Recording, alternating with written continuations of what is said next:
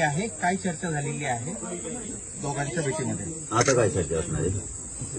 आता हा शेवटी सामाजिक राजकीय भेट झाल्याच्या नंतर आमची खूप दिवसांनी भेट झाली.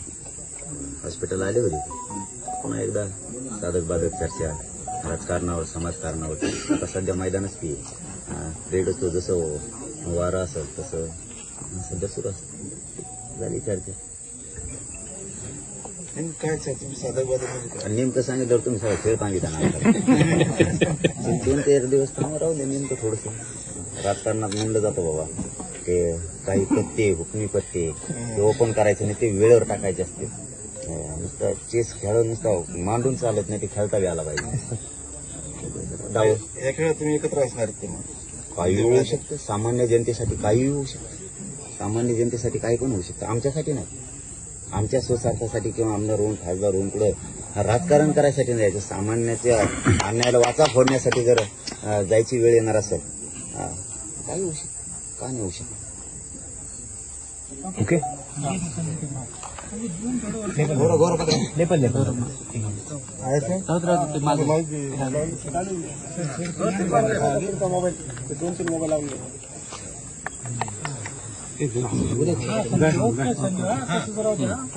विधानसभा निवडणुकीचा तारखा जाहीर झालाय. आज आपण जरांगे पाटलांची भेट घेतली, नेमका उद्देश काय होता? मी जरांगे पाटील साहेबांना 2दा हॉस्पिटलमध्ये जाऊन भेटलो होतो. इथेही जेव्हा त्यांचं आंदोलन सुरू झालं होतं इथेही आलो होतो आणि त्यावेळी मी एक गोष्ट सांगितली होती की आपण जेव्हा हे घोषणा देतो 1 मराठा लाख मराठा, तर त्यावेळी मी सांगितलं होतं की 1 मराठ्यांनी पूर्ण महाराष्ट्रामध्ये कसं गाजवलेलं आहे. सगळं लाख मराठा रस्त्यावर आले तर काय हो. तर ते सत्य झालेलं आहे आणि मी जरांगे पाटील साहेबांचा सुरुवातीपासून फॅन आहे, या कारणाने की एक छोटासा गावाचा एक सामान्य माणूस आपल्या समाजाच्या हितासाठी जेव्हा त्याची प्रामाणिकता लोकांना कळतं तर सगळं समाज त्याचा मागे कसा येतो त्याचं एक ज्वलंत उदाहरण म्हणजे जरांगे पाटील साहेब आहे. आणि ते आपल्या भूमिकेवर ठाम आहे की कधीही त्यांनी आपली भूमिका बदललेली नाही आहे. ते आपल्या समाजासाठी लढत आहे. आज चांगली गोष्ट हे आहे की त्यांनी आम्हाला जेव्हा हे कळलं की सगळं आता निवडणूक जवळ आलेली आहे आणि जरांगे पाटील साहेबांचे आम्ही हे ऐकलं होतं की तेही निवडणूक लढणार आहे. त्यांचं म्हणजे त्यांच्या वतीने काही लोक निवडणूक लढणार आहे. तर त्या अनुषंगाने आणि आज जे समाजामध्ये जे चाललेलं आहे त्याच्या बाबतीत चर्चा करण्यासाठी आम्ही आलो होतो. चाय पीने के ऊपर चाय के ऊपर चर्चा करने के लिए चाय भी पिए, यहाँ पे बातचीत भी की है उसमें. अब आगे देखेंगे जो भी होगा. येत्या विधानसभेत जरांगे पाटील आणि तुम्ही एकत्र आम्हाला दिसणार आहात का? देखिए, जैसा अभी जरांगे साहब ने आपको बताया है कि कुछ दिनों के अंदर कुछ ना कुछ तो जो भी फैसला लेंगे, मैं अकेला अपने तौर के ऊपर मेरी पार्टी का फैसला नहीं कर सकता हूं.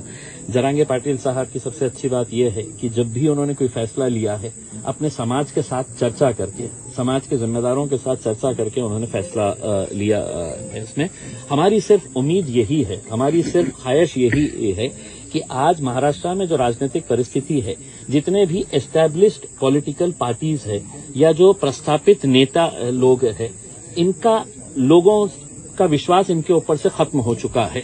तो जब तक आप नए चेहरे नहीं लेके आएंगे, लोगों का विश्वास जो है नए चेहरों के ऊपर होगा और लोगों को लगेगा कि नहीं भाई यही लोग बार बार चुनकर आ रहे हैं करके.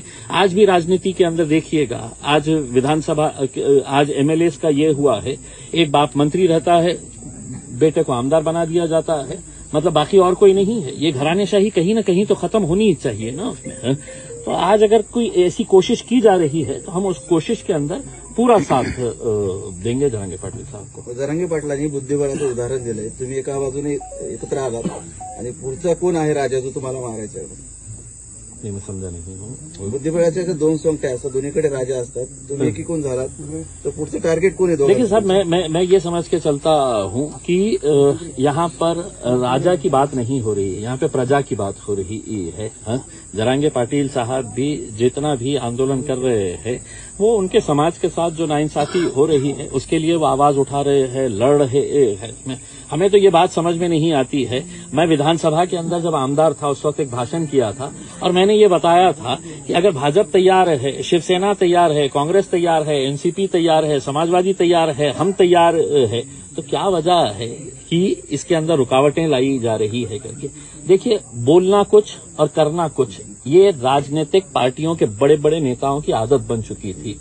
अब ये जब से आए हैं तो ये सबकी पोल खोल रहे हैं, सबको उधेड़ रहे हैं, तो अब सब परेशान हैं इनकी वजह से। इनका मकसद यही है कि मेरे समाज के साथ इंसाफ करो।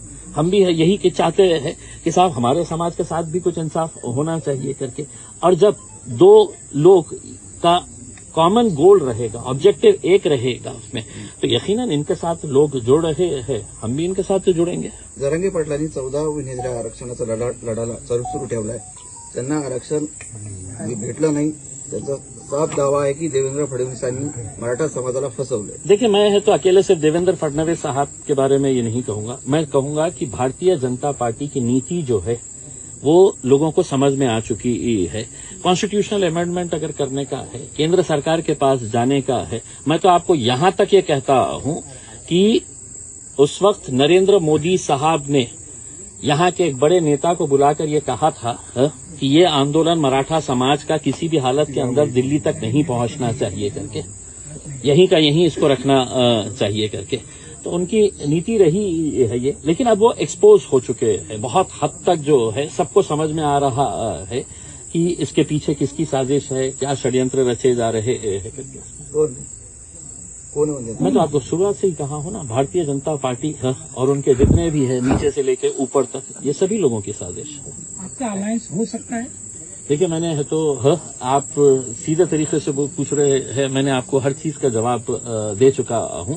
अलायंस का मतलब क्या होता है? जब आप एक कॉमन गोल को हासिल करना चाहते हैं, और वो कॉमन गोल क्या है करके, समाज के अंदर अगर हमको परिवर्तन लेके आने का है. आज जो जाति धर्म के नाम के ऊपर जो घटिया राजनीति यहां पर देखने को मिल रही है, मुझे खुशी इस बात की है. मैंने जरांगे पाटिल साहब के तमाम ऐसे भाषण सुना हूं, कहीं पर भी वो ये नहीं कहते हैं कि साहब ये समाज ने वो समाज के खिलाफ बोलना चाहिए, ये धर्म ने दूसरे धर्म के बारे में कुछ बात करना चाहिए. उनका एक गोल है, उनकी एक सोच है कि भैया हमको रहना सबको साथ में ही है करके. उसमें उन्होंने कितने उदाहरण अपने गांव के दिए हैं यहाँ पर कि उनके गांव के अंदर किस तरीके से अच्छा. लेकिन आज क्या वजह है कि महाराष्ट्र के अंदर जाति धर्म और मजहब की दीवारें खड़ी की जा रही है. उसको कहीं ना कहीं गिराना चाहिए. और वो कौन गिरा सकता है? जो एस्टेब्लिश लीडरशिप है उनसे हमारी उम्मीदें खत्म हो चुकी है. तो जो नई लीडरशिप डेवलप हो रही है, अगर वो प्रामाणिक है, और जिसको मैं जरांगे पाटिल साहब के अंदर देखता हूं, तो मुझे भी ऐसा लगता है कि एक नई पहल हो रही है, क्यों ना हमें कोशिश करके देखें करके. जरांगे पाटिल की जो आंदोलन था उसका जो फायदा है मुस्लिम तबके के बच्चों को भी मिला है. हाँ, इस वजह से भी आप देख सकते हैं. देखिए, 100% मैं जैसा आपको ये बताया हूं ना कि जब फायदे मिलते हैं, किसको फायदा मिलना चाहिए साहब? जो सबसे गरीब लोग हैं. आज अगर आप बोलेंगे कि इम्तियाज जलील तुमको रिजर्वेशन चाहिएगा करके, तो इम्तियाज जलील को नहीं चाहिए. लेकिन मेरे समाज के अंदर भी जो गरीब लोग हैं, जिनकी आवाज कभी नहीं पहुंचती है, जो मजबूर है, जो बेसहारा है, तो वैसे लोगों के लिए ही ये लड़ाई जो है वो जरांगे पाटिल साहब ने शुरू की थी उसमें. और कभी भी मैंने आपको जैसा बताया, मैं दोबारा आपको दोहरा रहा हूं, अगर वो ये कहते कि साहब ने ये समाज बराबर नहीं है, मैं मेरे समाज के बारे में, उन्होंने हमेशा सभी समाज को साथ में लेने की बात की है. आज अगर इलेक्शन की बात हो रही है तो ऐसा नहीं है कि वो दूसरे समाजों को साथ में नहीं ले रहे हैं. सभी समाज के लोगों को अब समझना चाहिए, या तो उन बेईमानों का साथ दे, या एक नई पहल जो हो रही है तो उसका साथ दे करके अब जनता को तय करना है. जलील सर, याच्यामध्ये असं आहे की मनोज जरांगेचं सोशल इंजिनिअरिंगसाठी फार प्रयत्न चालू आहे. त्यामध्ये दलित, मुस्लिम, धनगर, मराठा. तुम्हाला वाटतं की ही सिच्युएशन आताची जी आहे ते योग्य आता गणित बसू शकतं, योग्य संधी आहे? मला असं वाटतं की 2024ची ही जी निवडणूक आहे याच मुद्द्यावर असणार आहे की आज महाराष्ट्रामध्ये किंवा देशामध्ये जे आज जाती धर्माचा तेढ निर्माण करण्याचा जे प्रयत्न सत्ताधारी आणि विशेषकर भारतीय जनता पार्टीकडून जे सुरू आहे ते कुठेतरी थांबायला पाहिजे. आणि आज सगळ्यात जास्त महाराष्ट्राला काय आवश्यकता आहे तर सोशल इंजिनिअरिंगची. म्हणजे सगळ्या जाती धर्माचे कोणत्याही माणसाला एकमेकाशी द्वेष करायचं नाही आहे. उनको अपनी रोजी रोटी से है तो फिक्र ये है, परेशान है, किसान परेशान है. ऐसे हालात के अंदर कौन जाति धर्म के बारे में है तो सोचते रहेगा अगर उनका पेट खाली ही है तो उसमें. तो अगर सबके बारे में अगर सोच रहा है कोई तो हम यकीनन उसको पूरी तरीके से साथ देंगे. और हमारा यही कहना है कि 2024 का इलेक्शन जो है वो सभी जाति धर्म और मजहब के ऊपर उठ के हम सब एक है. हमें गर्व के साथ कहना है कि मला अभिमान है कि मैं महाराष्ट्रीयन है, मुझे गर्व है कि मैं भारतीय हूं. इस मुद्दे के ऊपर लड़ना चाहिए, वरना आपको तो लड़ाने के लिए बैठे हुए ही है सत्ताधारी जितने भी बैठे हैं. जरांगे पाटील आपल्या भाषणात नेहमी म्हणतात की मुसलमानांनी कुणाला घाबरायची गरज नाही, मुसलमानाचं कोणी काही वाकडं करू शकत नाही. देखिए यही कसं बघतं, खरंच मुसलमानाकडे घाबरायचं. मैं यही कहना चाह रहा हूं कि मैं आज अगर चौथी मर्तबा अगर जरांगे पाटिल साहब से मिलने के लिए आया हूं तो कहीं न कहीं मेरे दिल में भी उनके लिए एक आदर का स्थान बना है. और इसलिए आदर का स्थान बना है कि वो इंसानियत के लिए बात कर रहे हैं. उन्होंने कभी तो जाति धर्म और मजहब के हिसाब से बात नहीं किए हैं. उन्होंने सबका साथ लेने की बात कर रहे हैं. इसका मतलब ये नहीं है कि भाई मुसलमानों को घबराने की. उनका पैगाम यही है कि दलितों तुमको भी घबराने की जरूरत नहीं है, ओबीसी समाज को भी किसी को भी घबराने की जरूरत नहीं है. सिर्फ आपको समझने की जरूरत है कि आपके खिलाफ जो साजिशें रची जाती है और उसके जरिए कैसा राजनीतिक फायदा उठाया जाता है वो खत्म होना चाहिए. आपण राज्यामध्ये किती जागा लढवणार आहात? आता ते ठरलेलं नाही आहे. काही पत्रकार येत असेल तर तिकीट द्यायला तयार आहे आम्ही. ठीक आहे भैया, धन्यवाद.